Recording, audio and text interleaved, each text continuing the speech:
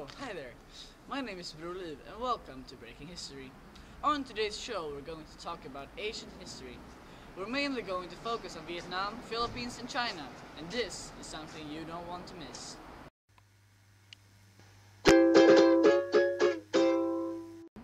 Hello, we're now here in ancient Japan and we're going to see if we can interview a local citizen. Oh, here we have a local citizen. No. After many failed attempts, we have now given up. The Japanese citizens are not willing to talk to outsiders. I'm here in the chilly Hanoi in northern Vietnam, and this is the year 1889. With me is David Bowie, who is the first immortal woman ever to exist. She is going to share some breaking history with us today. Welcome to the show, hi. Thank you for letting me be here. Yeah, no problem. Now tell me, where were you born? Could you describe your early life? I was born in 1391 in north of Hanoi. I grew up with my father, mother, 3 sisters, and 1 brother on a rice plot. My youth was very strictly controlled by my father, who was the head of the family and a very serious Confucian, who was strict with traditions and especially the traditional patriarchal roles in the family. This meant that my mother would stay at home and take care of the family, while my father was the main source of the income. During my early years, the political rulers changed often. When I was 9 in 1400, Ho Han Thong took over the Tran dynasty.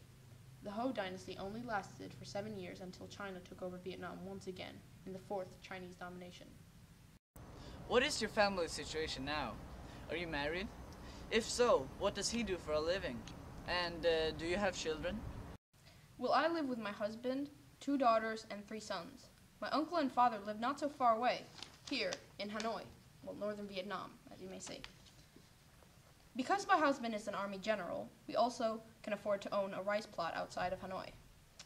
My husband first became a soldier in 1418, towards the end of the 4th Bac Tuk, or domination by Imperial China. He hid from the Soho system, which was much like the Roman census, that counted each family and enrolled any young man to the Chinese army. He was eager to help defeat the Chinese Ming dynasty in Vietnam, and in 1418 he joined Li Loy's army. After many battles, they were victorious in 1428. From then to 1788, he served under the emperors of the Li dynasty, which had a 6-year interruption by the Mac dynasty. These years still became very hard on us, as the South and the North split up into Mac in the south and Li in the north. I was very worried for my husband's well-being, knowing that if he would die, I would not be allowed to remarry, and if under any circumstances that I did, my children would be taken away from me. My place was at home, cooking, cleaning, having children. I also worked several hours each day on my husband's rice plot, so that we could earn a little extra money. Because my husband owned the rice plot, I didn't have to worry about getting pregnant. If a woman gets pregnant while working at someone's rice plot, she would immediately get fired. That's why so many of the women working tried to hide it as long as they could, often leading to the baby's death. In that sense, I'm lucky. My kids also help working at the rice plot, mostly my girls. The boys want to train to become soldiers like their father. Anyways, moving on. After this, there were many civil wars because of the turmoil between the different leaders and nobility. This led to 250 years of figurehead emperors, meaning that they didn't actually have any power.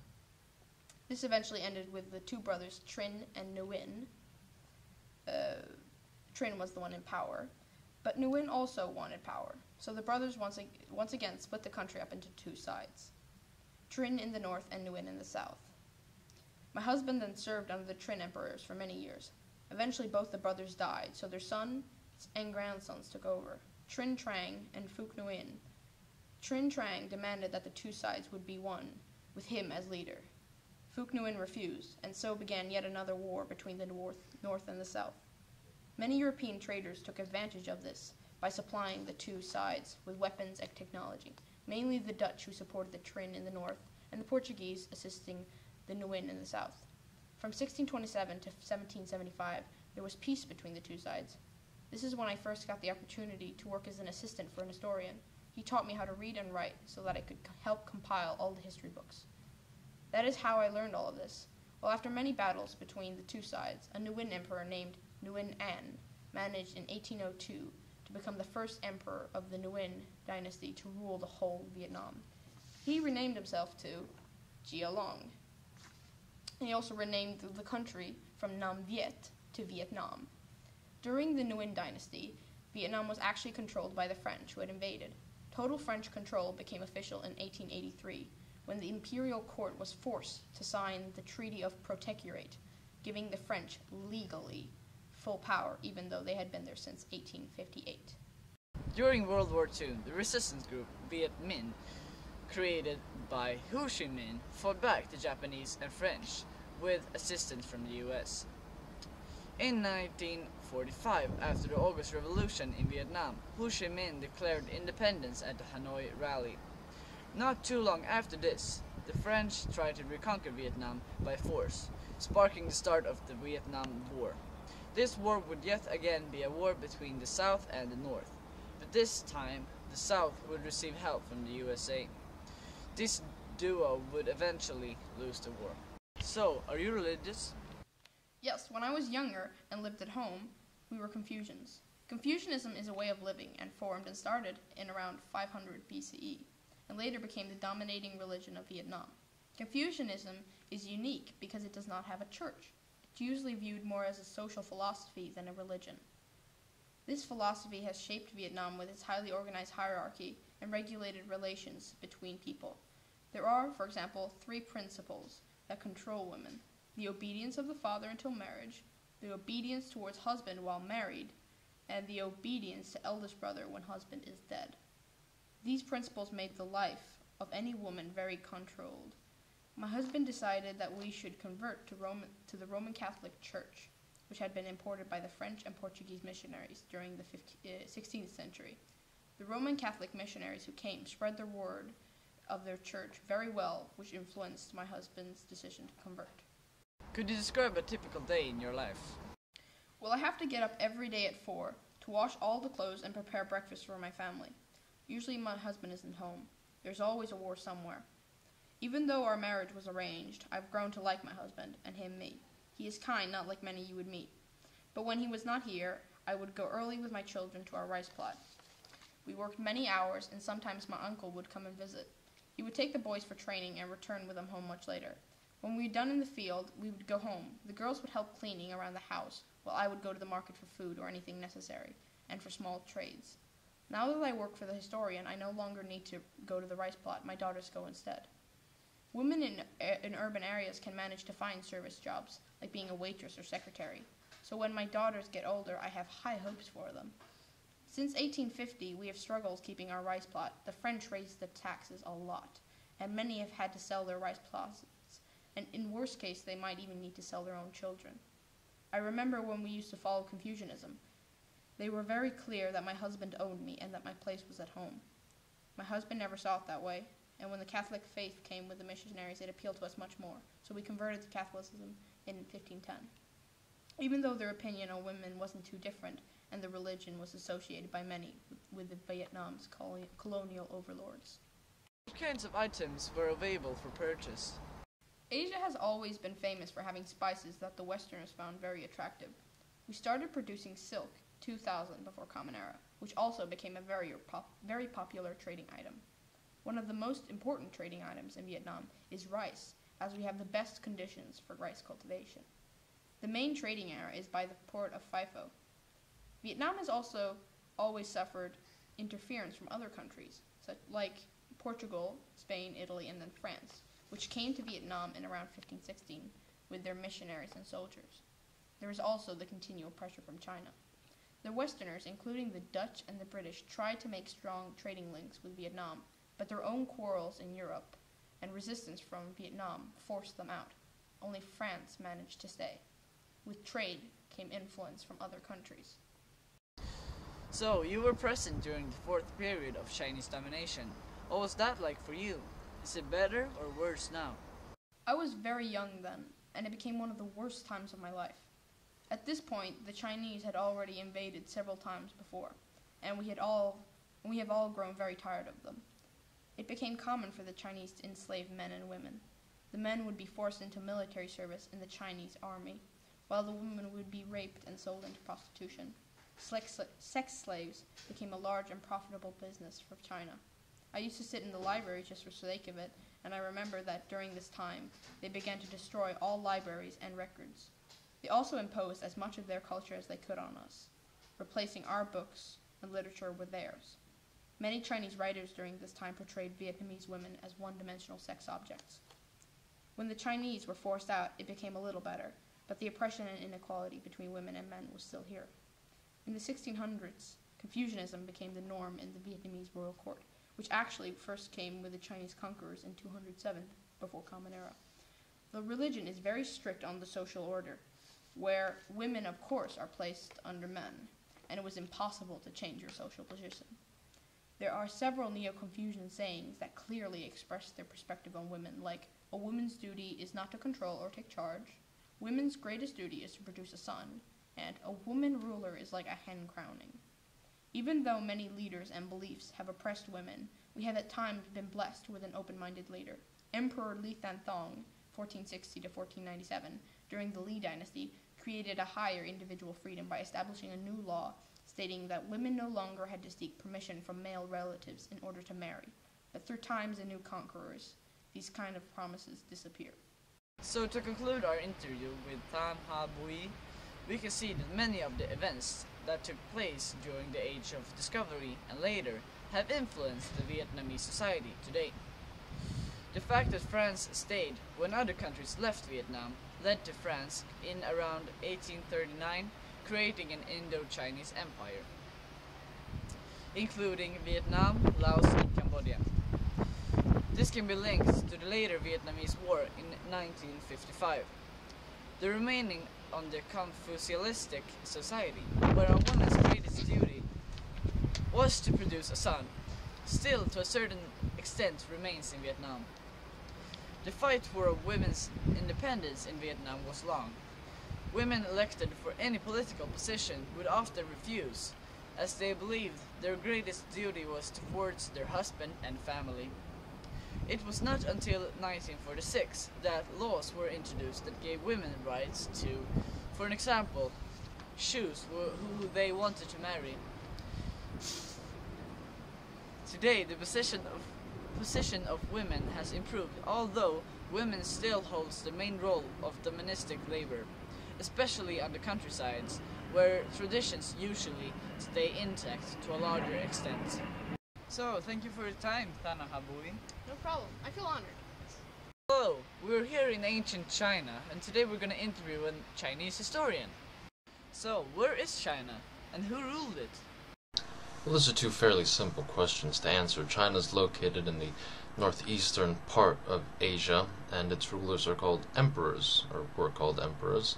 And the emperor's sons, the emperor's family, and his sons' sons and his sons' sons' sons were called a dynasty together. And China was ruled by many different dynasties over the years, and the two dynasties that were present and active during the Age of Discovery would be the Ming Dynasty, and after them the Qing Dynasty. And the Qing Dynasty would be the last dynasty to rule China as emperors until it became a republic in 1912. So, who discovered China? The first official recording of China would be by Marco Polo, and after that it took a while, but the Portuguese were the first to not really discover, since they knew where it was, but the first to make contact through maritime means with China. After Portugal, of course, a host of European nations followed. How did China react to the Westerners? China, the word China in Chinese, which is Zhongguo, means middle country. It's basically saying that they're the center of the world. Much like the Roman Empire thought that they were the center of the world, the Chinese thought that they were the center of the world, and they thought that they were superior to all other people and all other nations, no matter where they were from, and they treated everybody equally as barbarians if they were Chinese. So when the Westerners came and sought to trade, sought audiences, negotiations, diplomacy, they were treated as any other barbarian nation would be treated. They were dismissed if they simply had no time for them. They weren't allowed to see the emperor unless they recognized that the emperor was the son of heaven and that he had a heavenly mandate to rule the world. And these are Chinese traditions for the emperor. And, of course, the Western nations were indignant about all of this. They were used to being treated politely by other Western nations, and they weren't used to being treated as the barbarians. However, they took the loss of dignity because ultimately trade with China, dealings with China, was far more lucrative. How did the Western nations react to China's treatment of them? The effect of Westerners on China would be felt for a very long time, and though trade was strictly prohibited except in a few select ports through the Canton system being China's way of dealing with Europe's eagerness to trade with them, is they would only be allowed to sell their goods in a select number of ports that would be supervised by Chinese officials, and those Chinese officials would take tax and write everything down and make sure everything was going to China's will, or the emperor's will. What happened during the Opium Wars? The European nations, Britain in particular, sought to change the Canton system or remove it completely and be able to trade with China with no restrictions. The Opium Wars achieved this, the first one opening more ports and, well, legalizing opium, and the second one opening even more ports, giving the British Hong Kong, and once again legalizing opium. What did this do to China? Well, the Qing dynasty was severely weakened by Western nations and their involvement in China. They would suffer through many revolts and many rebellions until finally they collapsed in 1912 and the People's Republic of China was established. I am standing here in the first Spanish settlements here in the ancient Philippines. The year is 1565, and the 7,000 islands that is the Philippines today are not united as a country yet. I'm standing here with an expert who also happens to have access to a time machine, and I'm going to ask her a few questions. So please, tell us a bit about the current situation in the Philippines. Yeah, well, in Philippines, in your time today, well, they are currently facing one of the biggest storms in modern history. Now, this will strike the nation very hard as the country is relatively poor, and that is also a cause. That is also a side effect of the years of colonization that they have experienced. And I think that this will really devastate the country in many levels. So you're saying that previous colonizations are the cause of many of today's problems. Can you tell me a little bit more about that? Well, yes, you see, we're standing here today in one of the first Spanish colonizations and first establishments. Now, this will be a colony that will last for almost 400 years, and these will be 400 years filled with injustice for the native population and a society ruled by the Catholic Church. Now, what the Spaniards will do first, when they have established their colony on several of these 7,000 islands, is that they will split the land into economical units, irregardless of the old family bonds which are in the villages. And this will also lay the foundation of the feudal system that is today. And now the Spaniards will actively trade indigo, they will trade tobacco, and they will trade sugar, and have a really strong monopoly on that one. And now what they will do is that when their 400 years have ended, they will basically just leave the population with all the money. So basically what will happen is that the Spaniards will oppress the Filipinos and then eventually leaving them with no money, no knowledge about the structures that they formed, and no chances of establishing a trading system on their own.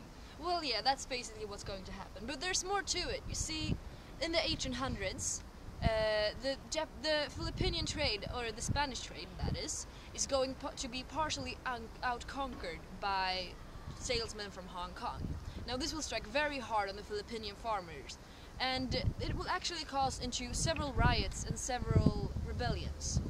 And all this will escalate into one big war between the Filipinos and the Spaniards.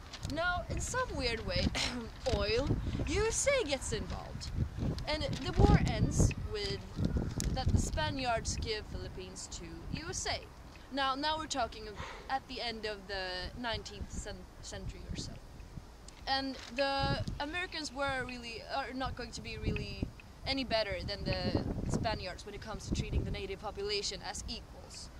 And what they will do is that they will use Philippines as a military base in the Second World War. And then from nowhere comes Japan and is going to occupy the Philippines as well. And this is in 1941.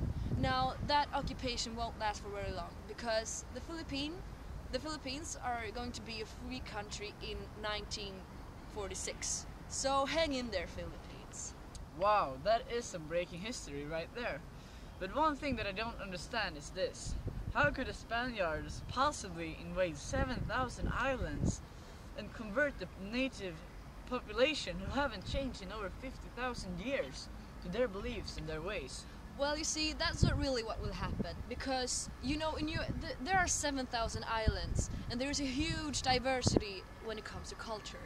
Now, the Spaniards weren't able to actually conquer some of the islands, and those islands are, in fact, in your day, still the same as they were 50,000 years ago, with some changes, of course. But the influence from the Catholic Church and the Spaniards also varied from when you came from island to island.